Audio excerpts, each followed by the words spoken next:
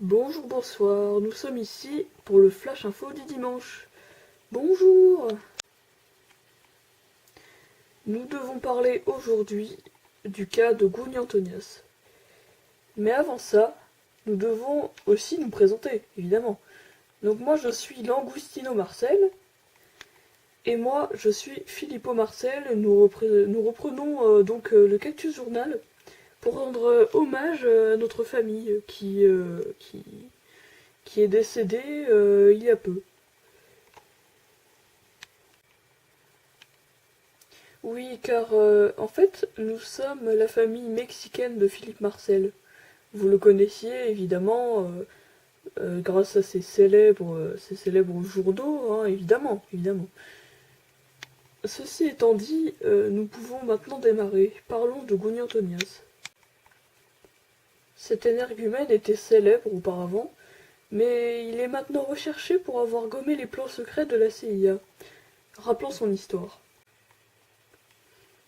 Gouni Antonias, à l'époque de Philippe Marcel, hein, évidemment, était considéré comme mort. D'ailleurs, il serait mort d'un grand manque de savoir-vivre, poussé dans une espèce de puits par un gars random. On peut toujours aller voir sa tombe, d'ailleurs. Jusqu'à peu, on ne connaissait même pas son identité, mais elle a été révélée. Gouni Antonias est un excrément à lunettes, et voici sa photo. Selon certains, il se cachait, ne supportant pas son physique. Sa vie aurait été plutôt difficile, car il a été enlevé par sa grande sœur, qui était sacrément dérangée du bulbe. Le passe-temps de Gouni Antonias était le tractotoit, c'est-à-dire qu'il montait sur le toit du tractopelle pendant que quelqu'un conduisait.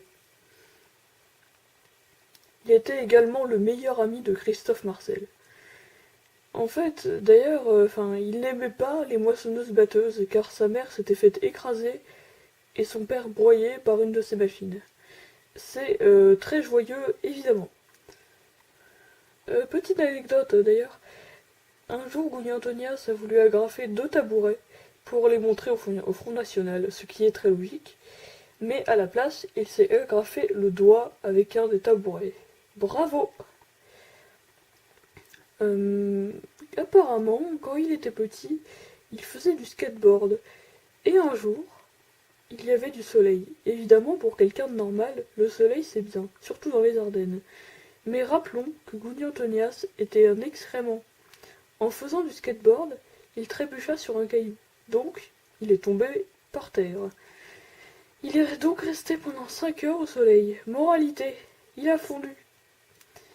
Quand sa mère est arrivée, elle a dû le mettre dans un bocal.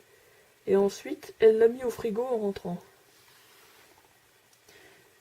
Ah, sacrée vie, me direz-vous. Eh bien, d'après des spécialistes d'excréments, il serait encore vivant.